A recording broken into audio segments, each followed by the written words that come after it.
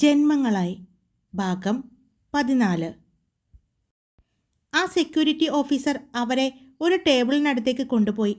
ആ ടേബിൾ ഭംഗിയായിട്ട് അറേഞ്ച് ചെയ്തിരുന്നു. നടുക്കായി നല്ല ഭംഗിയുള്ള ഫ്രഷ് ഫ്ലവേഴ്സ് വെച്ചിരിക്കുന്നു. അവിടെ ഒരു ബോർഡ് വെച്ചിട്ടുണ്ട്. അതിൽ കൈലാസം എൻ്റർപ്രൈസസ് ലിമിറ്റഡ് എന്ന് എഴുതിയിരിക്കുന്നു. അവിടെയുള്ള 2 ചെയറുകളിൽ അവരോട് ഇരിക്കാൻ പറഞ്ഞു. അവർ 2 പേരും ചെറിയൊരു പേടിയോടെ അവിടെയുള്ള ചെയറിൽ ഇരുന്ന് കഴിഞ്ഞതും അവർക്ക് മുന്നിലുള്ള വലിയ സ്റ്റേജിലേക്ക് 2-3 ഓഫീസർമാർ വന്നിരുന്നു. അല്പസമയം കഴിഞ്ഞപ്പോൾ ഭദ്രയുടെ അടുത്തായി ആരോ ഇരിക്കുന്നത് പോലെ അവൾക്ക് തോന്നി. നോക്കിയപ്പോൾ അവളുടെ അടുത്തിരിക്കുന്ന സിദ്ധാർത്ഥനെ കണ്ടു. അവൻ്റെ അടുത്തായി നേരത്തെ കണ്ട ആ പെൺകുട്ടിയും വന്നിരിക്കുന്നു. അത് സിദ്ധാർത്ഥിൻ്റെ PS ആണെന്ന് അവൾക്ക് പെട്ടെന്ന് തോന്നി. വളരെ ബഹുമാനത്തോടെയും പേടിയോടെയും ആണ് ആ പെൺകുട്ടി സിദ്ധാർത്ഥിനോട് സംസാരിക്കുന്നത് എന്ന് ഭദ്ര ശ്രദ്ധിച്ചിരുന്നു. സിദ്ധാർത്ഥ് എന്നാൽ ആരെയും നോക്കാതെ അവൻ്റെ കയ്യിലുള്ള ഫോണിലേക്ക് തന്നെ നോക്കിയിരിക്കുകയാണ്. കുറച്ചു മാറി വേറെ ഒരു ടേബിളിനടുത്താണ് സഞ്ജീവ് ഇരിക്കുന്നത് എന്ന് അപ്പോഴാണ് അവൾ ശ്രദ്ധിച്ചത്. സഞ്ജീവിൻ്റെ അടുത്ത് കുറച്ചു മുമ്പ് സിദ്ധാർത്ഥിൻ്റെ കൂടെയുണ്ടായിരുന്ന 2 പുരുഷന്മാരും ഇരിക്കുന്നുണ്ട്. ഭദ്രേ, ഇതെല്ലാം കൂടി കണ്ടിട്ട് എന്തോ പോലെ തോന്നുന്നു. പോയാലോ നമുക്ക്? ജിഷ ചോദിച്ചു. അങ്ങനെ പോകാൻ പറ്റുമോ? ഇതെല്ലാം നമ്മുടെ ജീവിതത്തിൽ ആദ്യമായിട്ടുണ്ടാകുന്ന സംഭവങ്ങളല്ലേ. ഇനി ഉണ്ടാകുമോ എന്നും അറിയില്ലല്ലോ. അതും ഇത്രയും വലിയ ഒരു ലേലത്തിന് നേരിട്ട് കാണാൻ പറ്റുക എന്ന് പറഞ്ഞാൽ അത് തന്നെ വലിയ കാര്യമല്ലേ. അപ്പോഴാണ് അവളുടെ കയ്യിലുള്ള ഫോൺ റിങ് ചെയ്യാൻ തുടങ്ങിയത്. നോക്കിയപ്പോൾ അച്ഛനാണ്. മോളെ, നീ ഇതെവിടെയാ? അച്ഛാ, ഇവിടെ ഇന്നൊരു ലേലം നടക്കുന്നുണ്ട്. അത് കാണണമെന്നൊരാഗ്രഹം ഉണ്ടായിരുന്നു. ഞങ്ങൾ ഇന്ന് രാവിലെ ഇവിടെ വന്നപ്പോൾ ഒരാളുടെ ശരീരത്ത് വന്ന് ഇടിച്ചില്ലേ? അച്ഛൻ ഓർക്കുന്നില്ലേ? ആ ഉണ്ട്. സിദ്ധാർത്ഥ മേനോനല്ലേ? അച്ഛൻ ചോദിച്ചു. അതെ അച്ഛാ, സിദ്ധു. ഞങ്ങളകത്തേക്ക് കയറ്റി. പെട്ടെന്ന് അവളുടെ അടുത്തിരുന്ന സിദ്ധാർത്ഥ് അവളെ ഒന്ന് നോക്കി. അവനെ സിദ്ധു എന്ന് വിളിച്ചത് അവൻ കേട്ടിരുന്നു. ഫോൺ വന്നപ്പോൾ മുതൽ അവൾ സംസാരിക്കുന്നത് അവൻ ശ്രദ്ധിക്കുന്നുണ്ടായിരുന്നു. അപ്പോഴാണ് തന്നെ അവൾ സിദ്ധു എന്ന് വിളിക്കുന്നത് അവൻ കേട്ടത്. ആ വിളി കേട്ടതും അവന് മനസ്സിന് എന്തോ വല്ലാത്ത സന്തോഷം തോന്നി. അമ്മ വിളിക്കുന്നത് പോലെ തന്നെ തോന്നുന്നു. മോളെ, ഭദ്രേ, നീ ആരെ സിദ്ധു എന്നൊക്കെ വിളിക്കുന്നേ? എൻ്റെ പൊന്നച്ഛ, ഞങ്ങളിപ്പോൾ നല്ല കൂട്ടാണല്ലോ. അതുകൊണ്ടല്ലേ ഞങ്ങളെ അകത്തേക്ക് ക്ഷണിച്ചത്? അവൾ പറയുന്നത് കേട്ടതും സിദ്ധാർത്ഥ് കണ്ണുകളുയർത്തി അവളെ നോക്കി. ഇതുവരെയും അവളോട് സംസാരിച്ചിട്ട് പോലുമില്ല. അപ്പോഴേക്കും അവളെന്നെ കൂട്ടുകാരനാക്കി.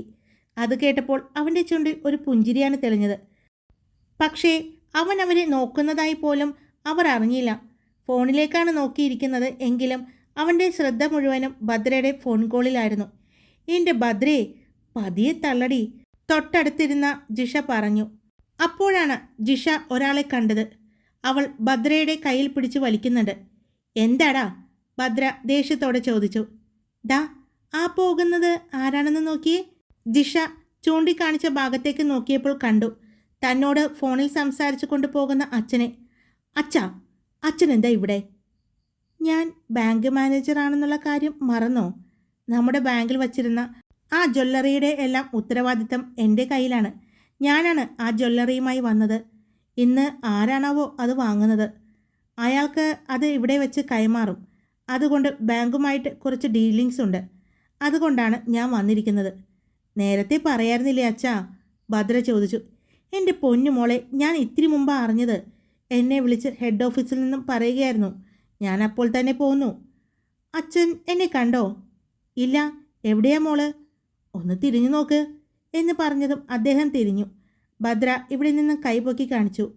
അവളെ കണ്ടതും അദ്ദേഹം പുഞ്ചിരിച്ചു. അവിടെ ഇരുന്നോട്ടോ, കുറുമ്പൊന്നും കാണിക്കരുതേ. പോകുമ്പോൾ അച്ഛൻ കൊണ്ടുപോകാവേ, അച്ഛൻ പറഞ്ഞു. അച്ഛാ, ഞാനെന്താ കുഞ്ഞിക്കുട്ടിയാണോ കുറുമ്പ് കാണിക്കാൻ? ഞാൻ എവിടെ പോയാലും അമ്മയും അച്ഛനും എപ്പോഴും അതേ പറയാൻ നേരമുള്ളൂ. ഞാൻ മിണ്ടൂല എന്ന് പറഞ്ഞ് അവൾ ഫോൺ കട്ട് ചെയ്തു. എന്തു പറ്റി? അച്ഛൻ കുറുമ്പ് കാണിക്കരുത് എന്ന് പറഞ്ഞോ? പെട്ടെന്ന് അടുത്തു നിന്ന് ജിഷ ചോദിച്ചു. നീയും എന്നെ കളിയാക്കുകയാണോ? എൻ്റെ ഭദ്രക്കുട്ടി, നിന്റെ കുറുമ്പ് ഞങ്ങൾക്കെല്ലാവർക്കും അറിയില്ലേ. അതുകൊണ്ടാ പറഞ്ഞത്. അവളെ സമാധാനപ്പെടുത്തി. നോക്കിക്കോ, എൻ്റെ കൈ കിട്ടും. ഇവിടെ നിന്ന് ഇറങ്ങട്ടെ. അച്ഛനാണ് പോലും അച്ഛൻ. ഇന്ന് വൈകിട്ട് ഭാര്യയും ഭർത്താവും കൂടി എന്നെ ഒഴിവാക്കി സിനിമയ്ക്ക് പോകുന്നതല്ലേ. കാണിച്ചു കൊടുക്കാൻ ഞാൻ. എൻ്റെ ആവശ്യം കഴിഞ്ഞാൽ ഞാൻ കാലുമാറും.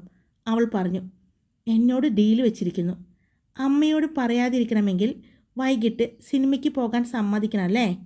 കാണിച്ചു തരാം. ഭാര്യയുടെ ഒപ്പം റൊമാൻസിക്കാന്ന് വിചാരിച്ചിരിക്കുകയാണ് കള്ള ബാങ്ക് മാനേജർ.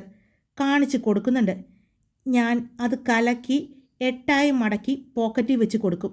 നോക്കിക്കോ നീ. എന്തിനാടി? പാവല്ലേ? ആഗ്രഹമല്ലേ ആൻറ്റിയുടെ ഒപ്പം അവർക്ക് മാത്രമായിട്ട് സിനിമയ്ക്ക് പോകണമെന്ന്? ചിലപ്പോൾ ഒരു ഡിന്നറും കഴിക്കണമെന്ന്. എപ്പോഴും നീ വാലുപോലെ അവരുടെ ഇടയിൽ നടന്നാൽ അവർക്ക് എങ്ങനെയാണ് ഒന്ന് സ്നേഹിക്കാൻ പറ്റുന്നത്? ജിഷ ചോദിച്ചു. മതി, ബാങ്ക് മാനേജർക്കേ കുറച്ച് എല്ല് കൂടുതലാണ്. അങ്ങേരുടെ റൊമാൻസ് ഞാൻ കുറച്ച് കൊടുക്കുന്നുണ്ട്. നീ നോക്കിക്കോ. എന്നെ കളിയാക്കൽ ഇത്തിരി കൂടുന്നുണ്ട്. ഒരു ബഹുമാനവും ഇല്ല. മോളാണെന്നുള്ള അവൾ പറയുന്നത് കേട്ടതും പെട്ടെന്ന് പിടിച്ചു നിർത്തിയ ചിരി സിദ്ധുവിൻ്റെ കയ്യിൽ നിന്നും വിട്ടുപോയി. അവൻ ചിരിച്ചതും എല്ലാവരും അവനെ നോക്കി. അവൻ്റെ അടുത്തിരുന്ന അവൻ്റെ PS പോലും അവനെ അത്ഭുതത്തോടെ നോക്കി. ചിരിയുടെ ശബ്ദം കേട്ടതും ഭദ്രയും അവനെ നോക്കി.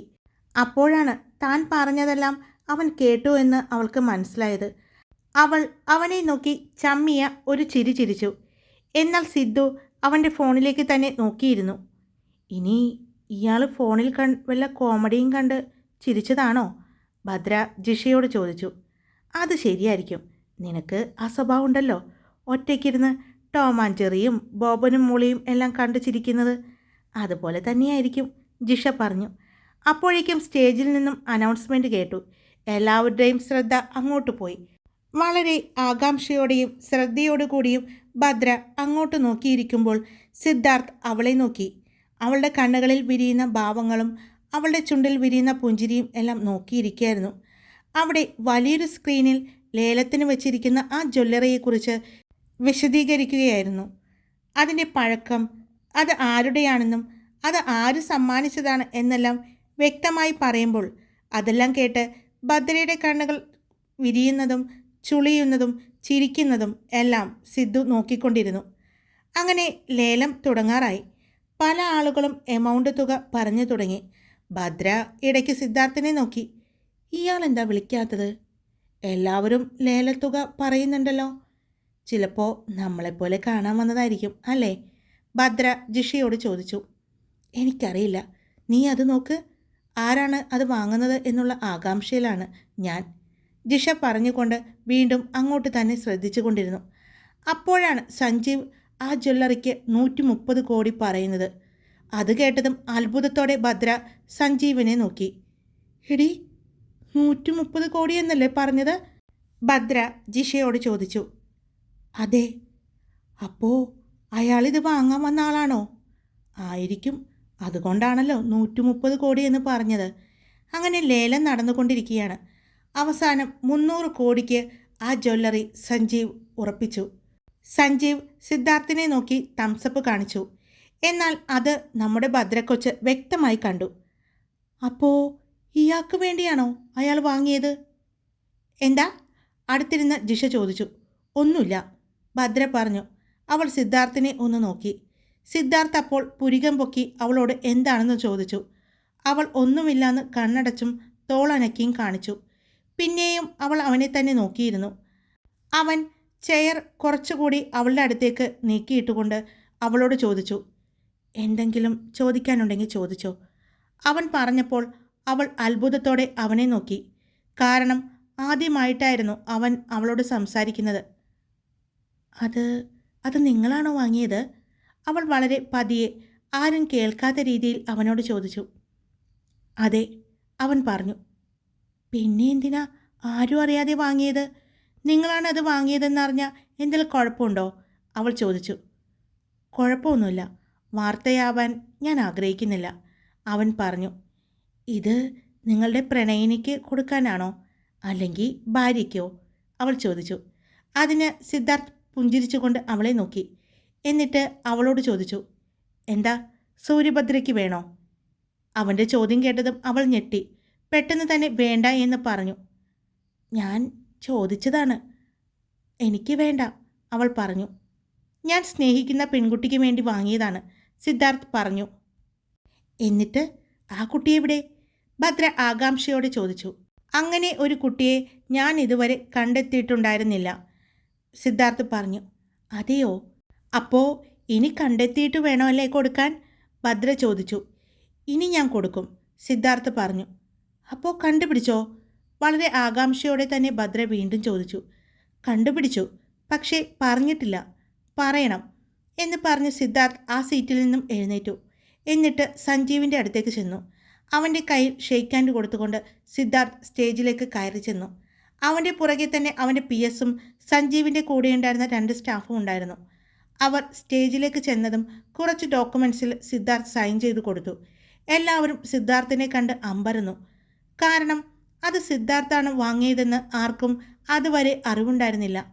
ആ ജ്വല്ലറിയുടെ പ്രതിനിധി ജ്വല്ലറി അടങ്ങിയ ബോക്സ് സിദ്ധാർത്ഥിന് നേരെ നീട്ടി. സിദ്ധാർത്ഥ് 2 കൈ നീട്ടി ആ ബോക്സ് വാങ്ങി. അവിടെ മാകെ നിറഞ്ഞ കയ്യടിയായിരുന്നു. സിദ്ധാർത്ഥ് ബോക്സ് വാങ്ങുമ്പോൾ അവൻ്റെ കണ്ണുകൾ ഭദ്രയിലേക്കാണ് പോയത്. പുഞ്ചിരിയോടെ കയ്യടിയോടെ അവൾ അവിടെ തന്നെ ഇരിക്കുന്നുണ്ട്. അപ്പോഴേക്കും അവിടെ നിന്ന ഒരാൾ മൈക്ക് കയ്യിലെടുത്തു. സർ, ഇവിടെ വന്നിരിക്കുന്ന എല്ലാവരും ആ ജ്വല്ലറി ഈ കാണുന്ന വലിയ സ്ക്രീനിലൂടെ മാത്രമാണ് കണ്ടിരിക്കുന്നത്. അത് നേരിട്ട് കാണണമെന്ന് ആഗ്രഹമുള്ള എല്ലാവരും ഉണ്ടാകും. ഒന്ന് ഓപ്പൺ ചെയ്ത് കാണിക്കാമോ സർ? അയാൾ ചോദിച്ചതും സിദ്ധാർത്ഥ് ജ്വല്ലറി ബോക്സ് ഓപ്പൺ ചെയ്തു. ആ പാർട്ടി ഹാളിൻ്റെ ലൈറ്റിൻ്റെ ഫോക്കസ് ലൈറ്റ് ജ്വല്ലറി ബോക്സിലേക്കായിരുന്നു. അതിൻ്റെ തിളക്കം അവിടെയുള്ള എല്ലാവരുടെയും കണ്ണുകളിൽ പ്രകാശിച്ചതുപോലെ തോന്നി. അത്രയും മനോഹരമായ തിളക്കമായിരുന്നു ആഭരണങ്ങൾക്ക്. ഇത് സ്വന്തമാക്കുന്നത് ആരായിരിക്കും എന്നായിരുന്നു ഇത്രയും നേരത്തെ നമ്മുടെ ആശങ്ക. എന്നാൽ അത് കൈലാസം എൻ്റർപ്രൈസസ് സാരഥി സിദ്ധാർത്ഥ മേനോൻ സ്വന്തമാക്കിയിരിക്കുന്നു. ഇനി ഇത് അണിയാനുള്ള ഭാഗ്യം ആർക്കാണെന്നാണ് അദ്ദേഹം തീരുമാനിക്കും. ആർക്കായിരിക്കും സാർ ഇത് അണിയാനുള്ള ഭാഗ്യം? അയാൾ ചോദിച്ചുകൊണ്ട് സിദ്ധാർത്ഥിൻ്റെ കയ്യിലേക്ക് മൈക്ക് കൊടുത്തു. എല്ലാവരും ആകാംക്ഷയോടെ അവൻ്റെ മറുപടിക്കായി കാത്തിരുന്നു. ഇതുവരെ അതിനുള്ള ആളെ ഞാൻ കണ്ടുപിടിച്ചിട്ടുണ്ടായിരുന്നില്ല. പക്ഷേ ഉറപ്പായിട്ടും ഇത് ഞാൻ വിവാഹം കഴിക്കാൻ പോകുന്ന പെൺകുട്ടിക്കുള്ള എൻ്റെ സമ്മാനമായിരിക്കും. അതുകൊണ്ട് ഈ ആഭരണങ്ങൾ ധരിച്ചായിരിക്കും എൻ്റെ ഭാര്യ നിങ്ങളുടെ മുന്നിലേക്ക് എത്തുന്നത്.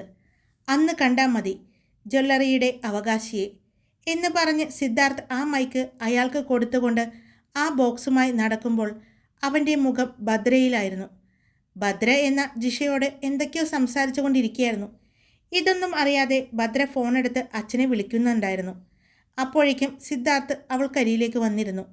ആ ബോക്സ് അവൻ ടേബിളിന് മുന്നിൽ വെച്ചു. സിദ്ധാർത്ഥ് ഭദ്രയെ ശ്രദ്ധിച്ചു. അവൾ ആ ബോക്സിലേക്ക് നോക്കുന്നുണ്ടോ എന്ന്.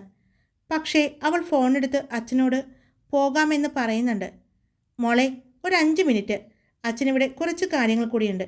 അത് കഴിയുമ്പോൾ അച്ഛൻ അങ്ങോട്ട് വരാം. മോള് അവിടെ തന്നെ ഇരിക്കേ, അച്ഛൻ പറഞ്ഞു. ശരി അച്ഛാ എന്ന് പറഞ്ഞ് അവൾ ഫോൺ വെച്ചു. എന്നിട്ട് സിദ്ധാർത്ഥിനെ നോക്കി. കൺഗ്രാറ്റുലേഷൻസ്, എത്രയും പെട്ടെന്ന് ഈ ആഭരണങ്ങളെല്ലാം ആ പെൺകുട്ടിക്ക് കൊടുത്ത് ഏതെങ്കിലും ചാനലിലോ ന്യൂസിലോ പത്രങ്ങളിലോ എല്ലാം സാറിൻ്റെ ഒപ്പം കാണാൻ ഞങ്ങൾ കാത്തിരിക്കും എന്ന് പറഞ്ഞ് ഭദ്ര അവനെ നോക്കി പുഞ്ചിരിച്ചു. പിന്നെ ജിഷയോട് സംസാരത്തിലേക്ക് പോയി. എന്നാലും ഇതൊന്ന് കാണണമെന്ന് അവൾ ആഗ്രഹിക്കുന്നു പോലുമില്ലേ? സിദ്ധാർത്ഥ് ചിന്തിച്ചു. അപ്പോഴേക്കും അവളുടെ അച്ഛൻ അങ്ങോട്ട് വന്നു. പോകാം മോളെ, അയാൾ അവളോട് ചോദിച്ചു. അപ്പോഴാണ് സിദ്ധാർത്ഥിനെ കാണുന്നത്. ഓക്കെ സാർ, മോള് ഒരുപാട് ബുദ്ധിമുട്ടിച്ചോ? അദ്ദേഹം സിദ്ധാർത്ഥിനോട് ചോദിച്ചു. അവൻ ഭദ്രയെ നോക്കി ഒന്ന് പുഞ്ചിരിച്ചു. അപ്പോഴേക്കും അങ്ങോട്ട് സഞ്ജീവ് വന്നു. ഇതാണല്ലേ ഭദ്രയുടെ അച്ഛൻ? ഞാനാണ് നേരത്തെ ഫോണിൽ സംസാരിച്ച സഞ്ജീവ്, സിദ്ധാർത്ഥിൻ്റെ ഫ്രണ്ടാണ്. ഭദ്രയുടെ അച്ഛൻ സഞ്ജീവിനോടും സംസാരിച്ചു. എന്നാൽ ഞങ്ങൾ ഇറങ്ങട്ടെ? അദ്ദേഹം ചോദിച്ചു. അല്ല, ഇന്ന് ഈ ലേലത്തിൽ പങ്കെടുത്തവർക്കെല്ലാവർക്കും ഇവിടുത്തെ ലീല പാലസിൽ വെച്ച് ഇന്ന് വൈകിട്ട് ഡിന്നർ അറേഞ്ച് ചെയ്തിട്ടുണ്ട്.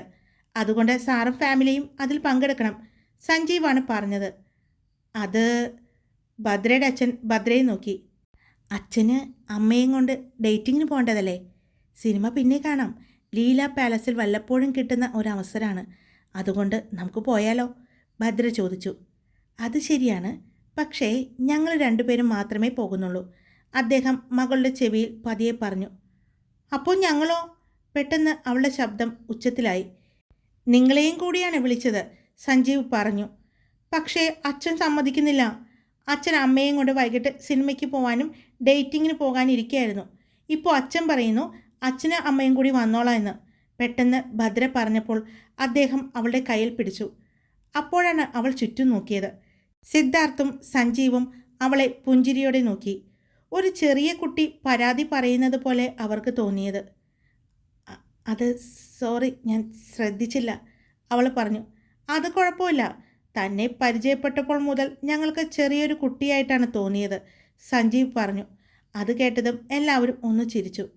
സർ, വൈകിട്ട് ഡിന്നറിന് താങ്കളെയും ഫാമിലിയെയും പ്രതീക്ഷിക്കുന്നു, സിദ്ധാർത്ഥ് ഭദ്രയുടെ അച്ഛൻ്റെ നേരെ കൈനീട്ടിക്കൊണ്ട് പറഞ്ഞു.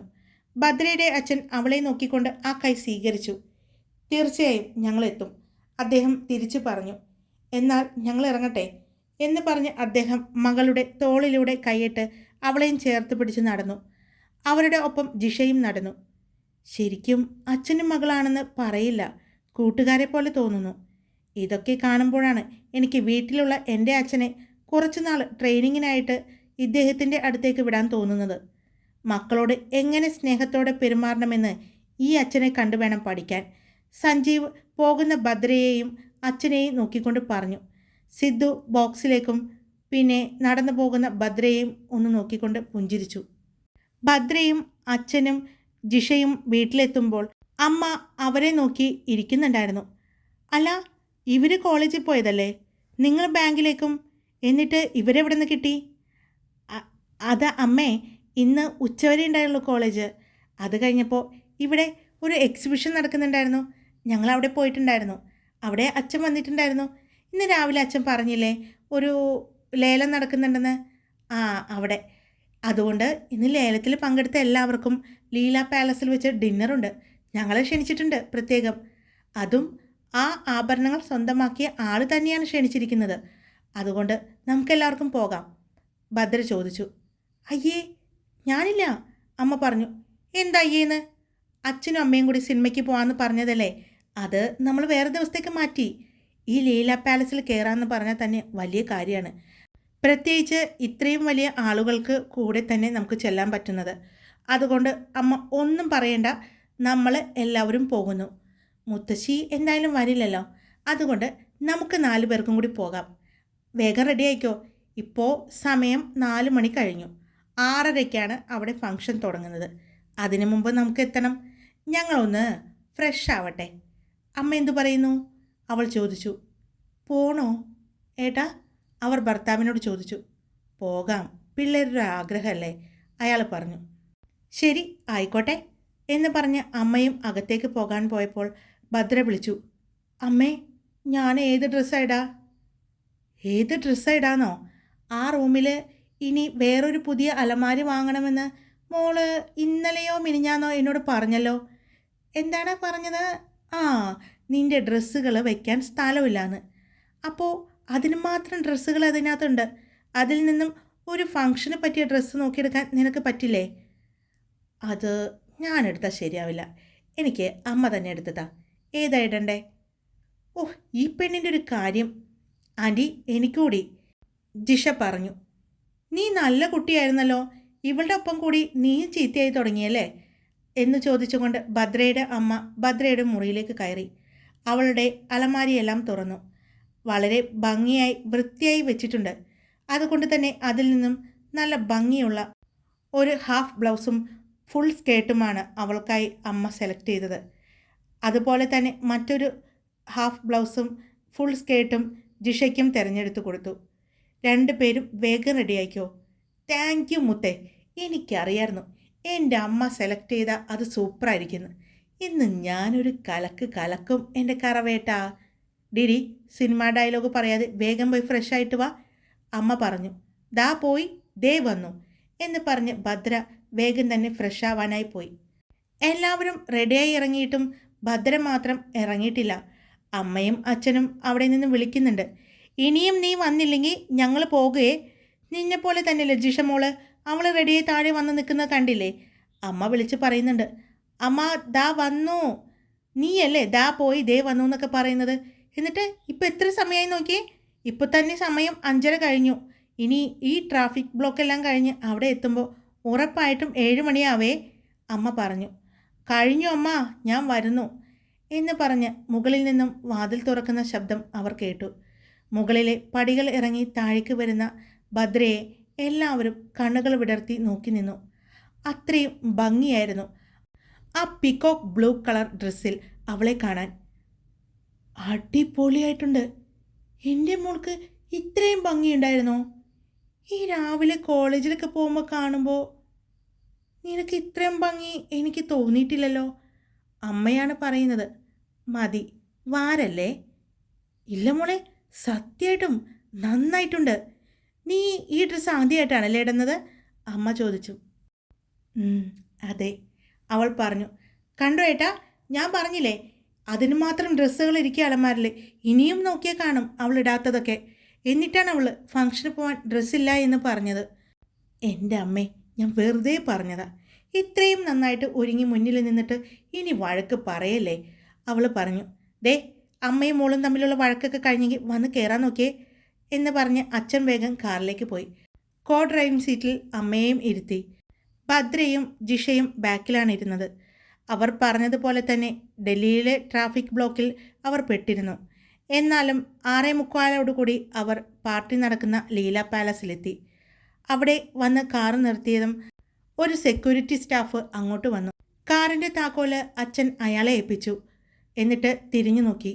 മോളെ ഇറങ്ങ്, അച്ഛൻ പറഞ്ഞതും ആ വലിയ നിറയെ ഡിസൈനോട് കൂടിയ ആ സ്കേർട്ടും പിടിച്ചുകൊണ്ട് ഭദ്ര കാറിൽ നിന്നും ഇറങ്ങി. എന്നാൽ ഭദ്രയെ കണ്ട് അവിടെയുള്ള എല്ലാവരും അവളെ തന്നെ നോക്കി നിന്നു. ആ ലൈറ്റിൻ്റെ വെട്ടത്തിലും ആ ഡ്രസ്സിൻ്റെ ഭംഗിയിലും അവളെ കൂടുതൽ സുന്ദരിയായി തോന്നിച്ചു. അമ്മയുടെയും അച്ഛൻ്റെയും കൈ പിടിച്ചുകൊണ്ട് ലീല പാലസിൻ്റെ എൻട്രൻസിലൂടെ അകത്തേക്ക് കയറി. വാവ്, ഇത് അവളാണോ? എന്ത് ഭംഗി അവളെ കാണാൻ!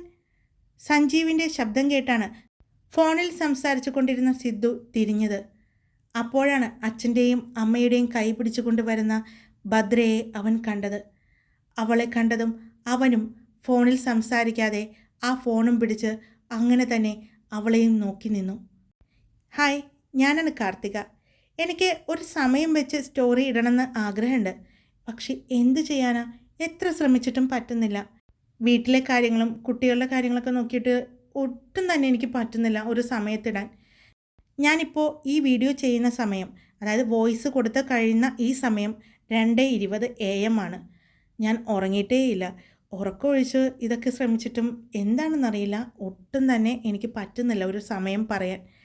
പക്ഷേ നിങ്ങളെല്ലാവരും ആകാംക്ഷയോടെ ഈ സ്റ്റോറികൾ കേൾക്കാൻ ഉണ്ട് എന്നുള്ള അറിവ് തന്നെയാണ് എനിക്ക് ഈ സ്റ്റോറികൾ ഭംഗിയായിട്ട് കൊണ്ടുപോകാൻ സാധിക്കുന്നതും. ഇനിയും നിങ്ങളുടെ സപ്പോർട്ട് എനിക്ക് വേണം. എല്ലാവരും ലൈക്ക് ചെയ്യുക, നിങ്ങളുടെ അഭിപ്രായങ്ങൾ പറയുക. പിന്നെ സബ്സ്ക്രൈബ് ചെയ്യാത്ത കൂട്ടുകാർ ഒന്ന് സബ്സ്ക്രൈബ് ചെയ്ത് എന്നെ ഒന്ന് സപ്പോർട്ട് ചെയ്യുക. Love you all. It's me Karthika. By.